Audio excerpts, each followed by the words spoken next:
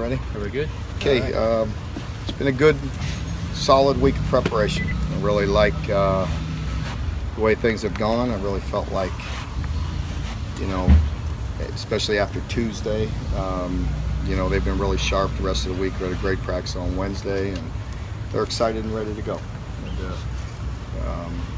had to get them going a little bit on Tuesday, but it's kind of like that sometimes when you're putting a lot of stuff in, you know, beginning of the game plan, even though we had worked on them a little bit. That first day of high intensity work of the first game week, a lot of information. But I feel good about it right now. I feel like our team is really focused. They've worked hard, and you know, we're relatively healthy outside of the two guys we lost early in camp. So we're excited and ready to go. Mark, did you have any of those days in camp where you just weren't happy with anything at all, like maybe we've seen in some previous years? I've had some, you know, we've had some moments, that's for sure. It's a lot of time there, but you know, I have been pleased with just the overall work. I just feel like, you know, as I mentioned before in my previous press conferences, I don't know, this is the first year we've gone through this type of a schedule. And this type of a schedule seemed to unload a little bit of the mental stress on those guys. And, you know, for whatever reason. You know, we're here all the time anyway, so you start a little earlier, you're practicing, and, you know, they get that day off, and it seemed to help decompress them a bit, you know. So and I felt like you were able to get a lot of good physical work in because they did have a little time, a little rest. So it's been good. I've been pleased. Mark, what do you need to do to contain Ito Smith, that he doesn't have a game he had against you last year? I think, you know, when you talk about missed tackles, there's always some of that, you know, that anybody can see. But then there's also a big part of his position on the football. You know, when you're not playing great team defense, really good athletes are going to expose you really quickly. So you have to have a bunch of people around the ball and in great spots. I mean, you're going to get great individual plays. You see it every week in pro and in college, and guys that make you miss. But if you're doing it time and time again, generally it's bad position on the ball with a lot of guys. And so, you know, we definitely need to be on point, that's for sure. And, you know, we've watched, you know, them, and, you know, our offense will make you accountable as well. You know, you have to be in the right spot with our run game. So we've gotten an awful lot of work at that. And we'll see some new stuff. You just got to be able to adapt to it. That'll be the big thing for our team. They're so tuned in to playing against our offense all spring and all camp that there'll be new wrinkles. There's always new, you know, new plays, and so we got to be tuned in and ready to play and have great position on the football. When you needed to get them going, did part of that include reminding them about last year? A couple players said that you might have done that. I did a time or two. Like I said, I'd never, you know, beat a dead horse on that. But you know, yeah, when I feel like, you know, if they're going through the motions at times, I've certainly brought it up because, you know, you want to get in a bad mood, put on some of that tape. How long has Eli been practicing at Mike? He's practicing there on third downs, 3, 4, 5 days, you know. So we just got him there, cross training him a bit. Is he kind of doing things similar to Boogie Watson at that position, or the difference between those two? No, they're the same position.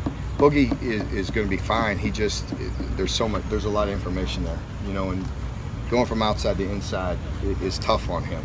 And we really like what we see. It's just, you got to be ready to play. You know, we got to have a solid 2D ready to go in this game, and in Cash will play, you know, as well. So Boogie will continue to work, but you'll see Courtney and you'll see Cash for sure, and hopefully we'll get some reps for Boogie as well. Ronnie's always trying to sabotage. Have you guys named or voted on their captains or anything like that yet? Not yet. I usually appoint those guys. I have in the past, week by week. So we'll see. I heard an NFL guy say the other day that when first-year players or rookies, you know, they're going to make mistakes, especially in the first game. You know, they're going to get beat on a play. What they can't do is break the huddle and not know what the play is or what the heck is going on. Yeah. Is that always a fear of a coach, especially with young players going into a first game? Yeah. If they just kind of lose it or whatever, forget what they've learned? Without a doubt. And, you know, I saw that Tuesday because, as you start really getting heavy in the scout team work, and they're not seeing the same things they've seen, you know, and you just add any little wrinkle, it like blows their mind. And so we you know, have to make sure we watch exactly what we're asking people to do and make sure they can do it, because you know, we cannot beat ourselves, and you know, that's happened from time to time, and we cannot let that happen. You know, we have to make people beat us, and we got to be, you know, very conscientious with who's in the game and what they can and cannot do. Mark, even when things were going really well in the first half of that game last year, you were scoring really fast.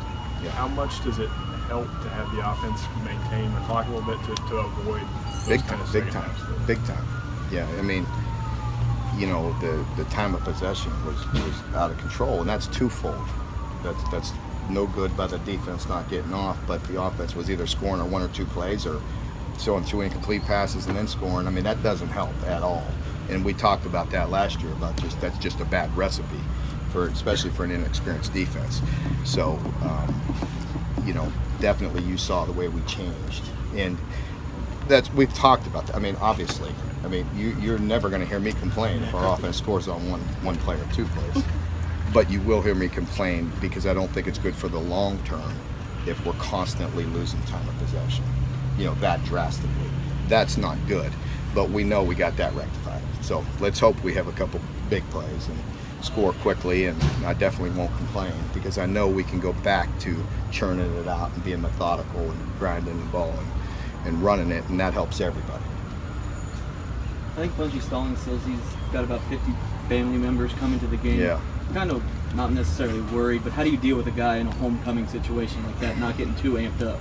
I hope, you know, he'll be just fine. He's a guy that's got a lot of experience. He's been around, and I did go to Mississippi, and I went to his mom's funeral, and I saw firsthand his family. He's got a bunch of big people in that family as well, and a lot of family members, and so it'll be fun for him and exciting, and you know, I think we all have to learn from that first game, and you know, I touched on that in my Monday press conference about, you know, everybody's excited to play, but you have to, you know, be very poised, and you got to execute. And I think, you know, you can't leave it all in pregame warm-ups. And with young, inexperienced players, you know, you worry about that a lot. And we have a touch more experience now, so I hope that pays off. Lamar was talking about his first college. What do you remember from his first college game the other day? Do you remember what do you remember from your first college game? He's better than me. I've been hitting the head too many times. I don't really remember that. Well, Lamar probably played. I was on the bench in my first college game, so Lamar may have played.